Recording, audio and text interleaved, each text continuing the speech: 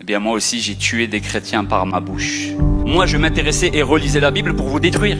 Je voulais pas du Christ. Vos histoires j'en voulais pas. Vos églises j'en voulais pas. Ulaika hum sharrul bariyya. Le Coran dit, ceux-ci sont les pires de la création. C'est important de comprendre cela. C'est important de comprendre d'où je viens et où je suis aujourd'hui.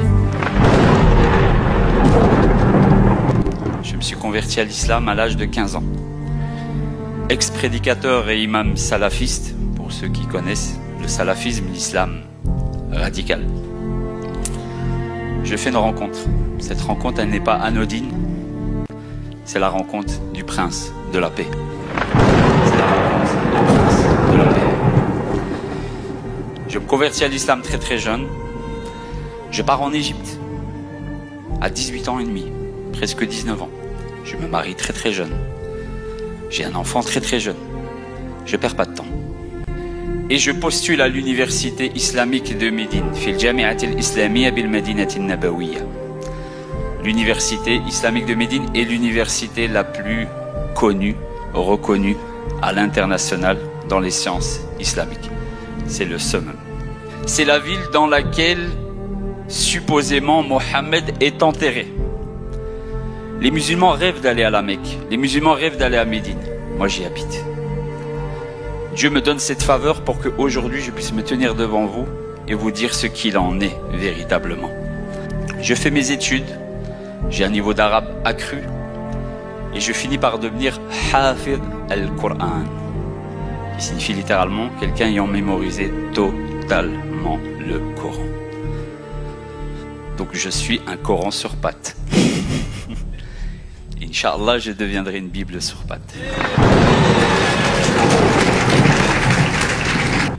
J'ai eu comme voisin un homme dénommé Suleiman Ar-Ruhaili, cheikh, le savant, l'éminent, qui est très très connu dans les réseaux sociaux, très très connu au Moyen-Orient. Eh bien c'était mon voisin, je me suis abreuvé de lui pendant moult années, pendant des années et des années et des années. Il y a un système chez les musulmans, et qui existe également un peu dans toutes les communautés, c'est d'apprendre directement auprès des connaisseurs. Demandez aux gens de science si vous ne savez pas. C'est sommité que les musulmans eux-mêmes n'ont même pas la prétention de pouvoir s'asseoir un jour devant eux. Bien moi, c'est mes voisins. Je finis par devenir prédicateur. Prédicateur vers l'islam, vers le salafisme, vers un islam pur et puritain, ce que moi je nomme l'islam al-haqiqi, l'islam véritable, n'en déplaise à ceux qui ne sont pas d'accord. Car un détail très très important qu'il faut que vous sachiez, c'est que j'ai étudié la Bible durant toutes ces années pour islamiser les chrétiens. Donc j'avais un niveau biblique dans l'islam pour convertir les chrétiens à l'islam. Il m'est arrivé en 2014 de faire une réunion à Jeddah, donc dans une ville à plus ou moins 100 km de la Mecque, qui réunissait 2 fois, 3 fois, 4 fois plus de personnes que vous. La majorité des travailleurs américains, des Philippines et d'autres pays, uniquement pour les islamiser. Et je vous assure, des centaines de conversions à l'islam en un claquement de doigts. Donc quand je vous dis que j'ai combattu le christianisme, si je puis dire, et les chrétiens, c'est peut-être pas physiquement, mais en tout cas, c'était spirituellement. Et c'est là que les choses sérieuses commencent. Je vous assure, Dieu m'en est témoin.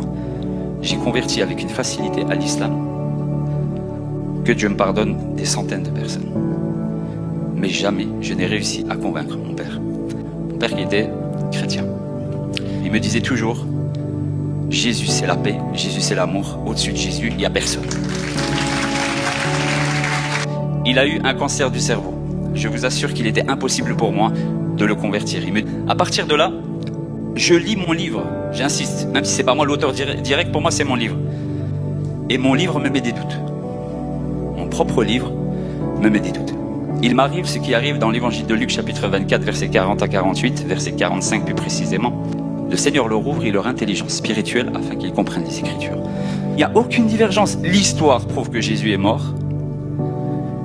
Les croyants et le comportement des premiers apôtres prouvent également qu'il est ressuscité. Donc qui dit résurrection dit forcément mort. Ça va de soi. Et l'islam dit non, il n'est ni mort ni tué 6 siècles après. Ok, d'accord, le nom. On remet en cause un fait, le nom. Il n'y a aucun nom. Et quand vous rentrez dans ce livre, on ne sait pas si c'est Judas, on ne sait pas si c'est Pierre, on ne sait pas si c'est un tel. Et le Coran se permet de dire, et ceux qui ont divergé sont dans un doute évident. Mais c'est toi qui es dans le doute au fait. Parce que tous les chrétiens savent que Jésus est mort et ressuscité. Et donc là, j'ai commencé à me poser des questions. Je me suis dit, ouh là là là là, le sujet de la crucifixion, de la croix, il cache quelque chose. Et ce verset de la Bible que je connaissais par cœur retentissait dans ma tête. La parole de la croix est pour ceux qui périssent une folie. C'est un truc de fou. Vous vous imaginez Dieu, quand tu es dans l'islam, tu vois Dieu comme étant Al-Mutakabbir, l'orgueilleux. Mais là, Dieu devient humble. Or, l'humilité naît de l'amour, et Dieu est amour. Vous savez, nous, des fois, quand on a de l'argent et autres, on a des comportements qui sont bien, mais qui ne sont pas à la hauteur.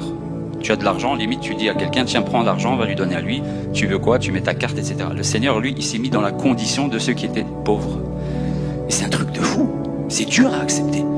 Toi, tu es là, tu dis Allahu Akbar, Allah est le plus grand. Allah est le Mutakabbir, il est l'orgueilleux. Tu te dis non, il va pas se mettre dans un être humain, manger, boire, et si ça. Ben si, il va le faire. Et mais pourquoi il va le faire? Par amour. Uniquement par amour. Et donc pendant 8 mois, je pleure à chaudes larmes. Et je dis, Ya Allah, oh Dieu, si tu vois que je vais devenir chrétien, le pire c'est qu'il le voyait, hein, là maintenant je m'adresse à lui, tu le voyais en plus, hein. Comme quoi il répond à nos prières, si sa volonté est faite. Heureusement, parce que je lui demandais, tue-moi, prends-moi ma vie maintenant si tu sens que je vais devenir chrétien. Je voulais pas du Christ, vos histoires j'en voulais pas, vos églises j'en voulais pas. Moi je m'intéressais et relisais la Bible pour vous détruire. Et quand j'avais des doutes, pour moi c'est parce que ça vient de Satan, ça vient de Shaitan, c'est des wasawi, c'est des suggestions du diable. Je me disais non, cette histoire-là de Bible, il n'y a pas de souci. Je mets ça de côté. Et là je commence à cheminer, je prie, je ne ressens plus rien dans mes prières. Et vous savez ce qui m'est arrivé une fois? Un jour, je me lève pour faire la prière, d'accord? Allahu Akbar. Je récite le Notre Père en arabe. Au lieu de commencer par Al-Fatiha, la première sourate du Coran, Alhamdulillahi Rabbil Alamin, je dis Abana alladhi fis samawat, notre Père qui est aux cieux.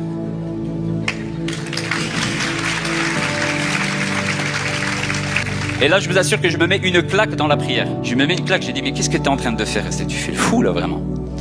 Et là, je sens vraiment que je suis perturbé. Je suis vraiment perturbé. Et je passe des mois comme ça.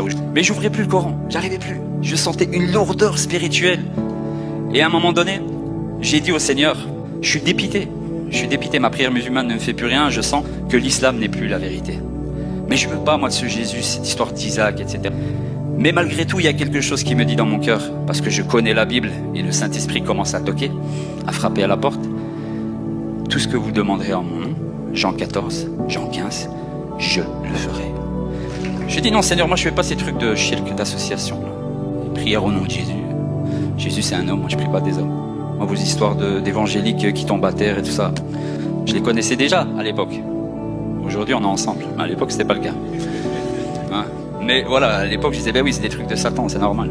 Alors que chez les musulmans c'est pire. Mais bon bref. Et donc je sors, je vous assure, je suis dépité. Je vous assure, vous pouvez même pas imaginer le vide. Et il y a cette parole de mon Père, toujours, qui revient. Toujours. Mon fils, Jésus, il n'a fait que la paix. Il a vécu parfaitement. Il est mort et ressuscité pour nous. Et là, je me disais, mais vas-y, arrête toi aussi tu parles maintenant. J'ai compris que c'est le Saint-Esprit qui me rappelait ces paroles. Parce que la Bible dit, il vous rappellera en parlant du Christ tout ce que je vous ai enseigné. Et donc, c'est la première fois que je prie, et un truc qui me dit, mais vas-y, ajoute au nom de Jésus, lâche-toi. Non. Et je vous assure que là, je dis, allez, j'ai rien à perdre. Au pire, je deviens mécréant et je redeviens après. Enfin voilà, tu vois, Dieu pardonne. Malgré que j'avais plus de conviction en l'islam. Et là, je demande, je dis, Seigneur, là, j'ai besoin. là maintenant, il faut que tu m'expliques, il faut que tu me donnes quelque chose entre toi et moi, que maintenant je peux vous dire à vous. Un truc, ouais ok je suis d'accord, la crucifixion elle existait, le Coran il est faux, Jésus il est sans péché même dans l'islam, etc. C'est vrai, il est extraordinaire, c'est lui qui revient, pourquoi c'est pas un autre, etc. C'est lui qui va juger les vivants et les morts, donc il va juger Mohammed avec. Donc celui qui juge n'est pas comme celui qui est jugé, donc il est supérieur. Je le savais. Et à la fin je dis, au nom, Bismi Yessoua al-Mesih al-Nasiri, au nom de Jésus-Christ de Nazareth, je vous assure. Je vous ai dit, je suis pas comme ça. Je sens une chaleur, une puissance, quelque chose qui m'accable. Mais vous voyez, quand quelqu'un vous étouffe, normalement, t'as envie de le frapper, quoi. Mais là, ça m'étouffait, mais on dirait que ça étouffait le mal qu'il y avait en moi. Je me sentais libéré dans l'étouffement. Ah oui, je vous ai dit, la croix, c'est une folie, on l'a dit. Et là, je me sens bien. Et quand je sens, au bout de 30, 40 secondes, que ça commence à me quitter, je parle tout seul, je dis non, non, non, non, non. Non, où tu vas? Vas-y, reste, quoi. Ouais. Et donc là, instantanément, quand ça part, mes genoux tombent à terre. Et là, ce verset qui est toujours dans ma tête, et je demande au Seigneur que même avec Alzheimer, j'espère ne pas l'avoir, il ne parte pas, car tout genou fléchira. Dans les cieux et sur la terre, au nom de Jésus-Christ. Car tout genou fléchira. Dans les cieux et sur la terre, au nom de